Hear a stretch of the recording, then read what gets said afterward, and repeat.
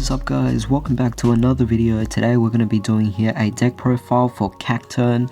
Now if you guys don't know what this card actually does, you essentially want to focus on the Spiny Punch attack, which is essentially going to require one grass energy and one colorless energy. However, its special bonus here is if this Pokemon has any dark energy attached, then it gains 70 more damage. So 60 plus 70, 130.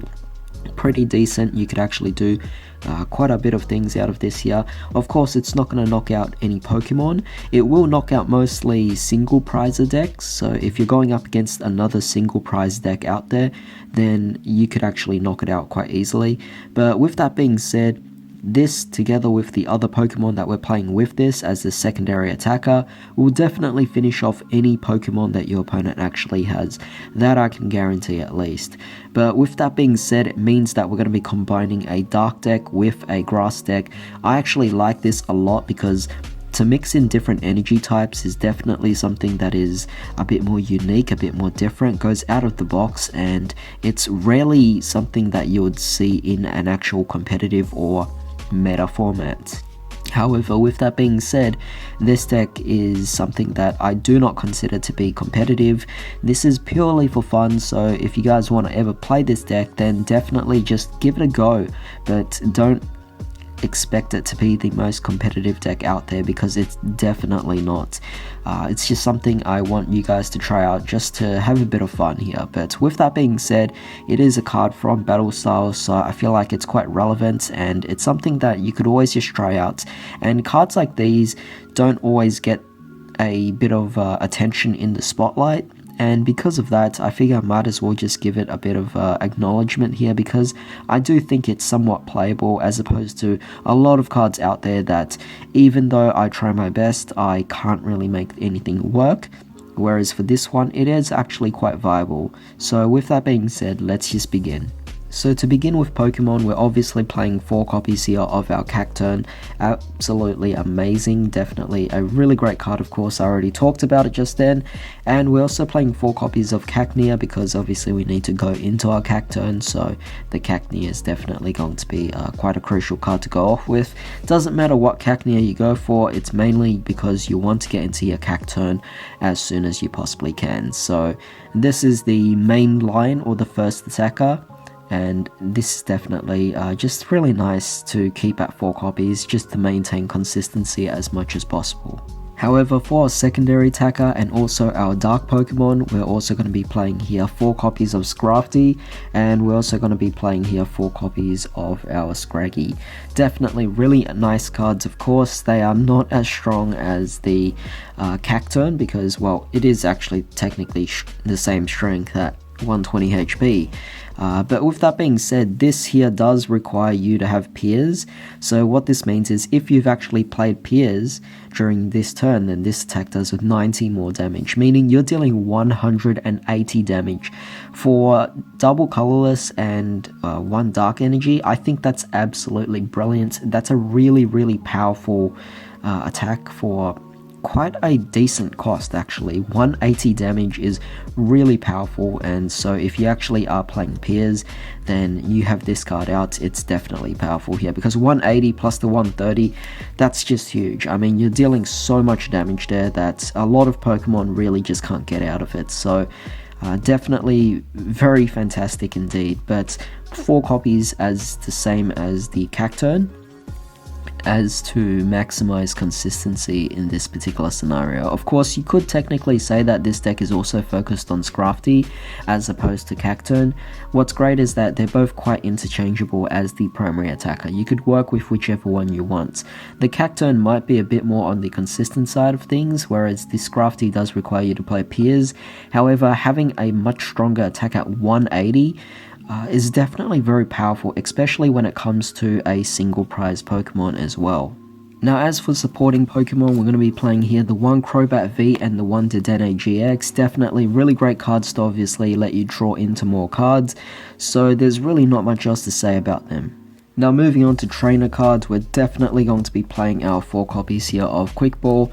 Obviously, it's just one of the most crucial cards, gets you all your basics that you need, even your GXs and your Vs. Well, we're only playing just one copy of each, but even so, definitely fantastic card to start off with. We're also playing here our 4 copies of Switch.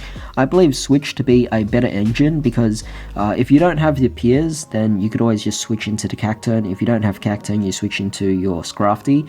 So with that being said, it's really interesting to use Switch in this deck. It works a lot better than Scoop Up Net, and as you guys could already notice, I'm not playing Scoop Up Net in this because our cards are all stage 1, so I don't want to have to re-evolve them again. So Switch is definitely a far better option.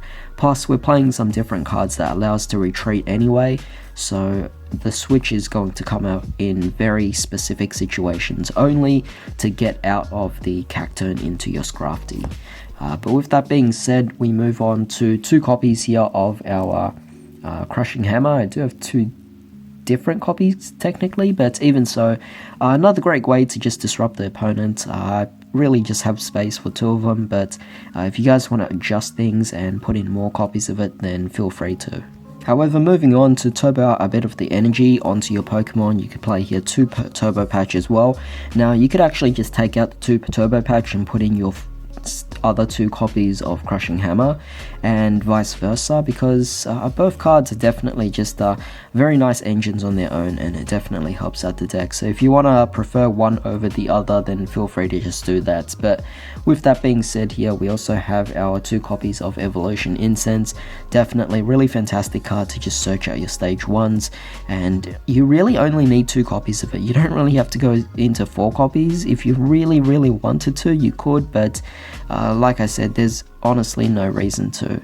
And finally, for the last of the items, we're playing here 3 copies of Pokegear 3.0 just to search out your supporters as much as possible. Obviously, we want to get into peers as quickly, but we also have other supporters that can be played as well.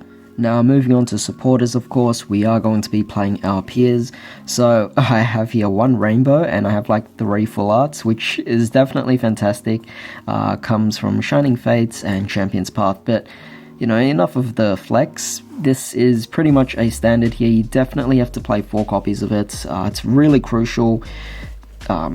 Yeah, it just really is good card. I mean, it does search out an energy card and a dark Pokemon, so honestly, there's no complaints about that whatsoever. It just makes Scrafty work in the actual deck itself, so that's definitely fantastic. We're also playing over here our 2 copies of not Giovanni, but we're playing 2 copies of Boss's Orders. You could play whichever one. You could play the Giovanni, or you could play Lysander. In this case, I have Giovanni. So yeah, 2 Boss's Orders, all you really need here, just a bit of a disruption or control of the actual game itself. Definitely fantastic.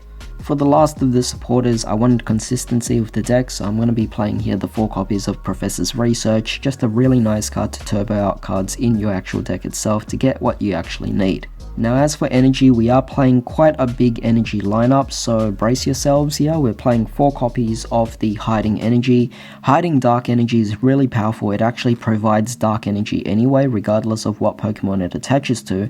However, if it is attached to a dark Pokemon, then it also removes the retreat cost. So what I mean by this is you could actually attach it onto your Scrafty, your Hiding Energy, and Scrafty can just retreat whenever it needs to. So that's definitely fantastic, and sometimes you won't have peers in the hand, so Scrafty won't be able to deal with the whopping 180. As a result, you might want to switch into the Cacturne first, so you have Hiding Energy allowing you to just switch back, and it's definitely very nice, or at least retreat in this particular scenario.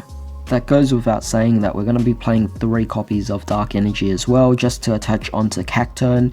I think 3 is really enough here. You don't really need to force yourself to play anymore.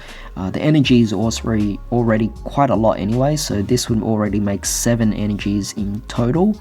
Because next we're also going to have to play some Grass Energy as well, and I'm choosing to just play 4 copies of Aromatic Grass Energy. This will mostly be played onto just the 1 card, your Cacturne, because it does require a Grass Energy to attach for its attack.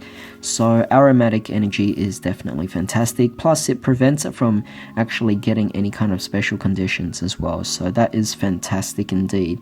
And finally, we're going to be playing 4 copies here of our Twin Energy, just really nice because because we need it anyway to attach onto our Scrafty. So with that being said, it's just a card that we have to play it for because we are playing 4 Scrafties after all.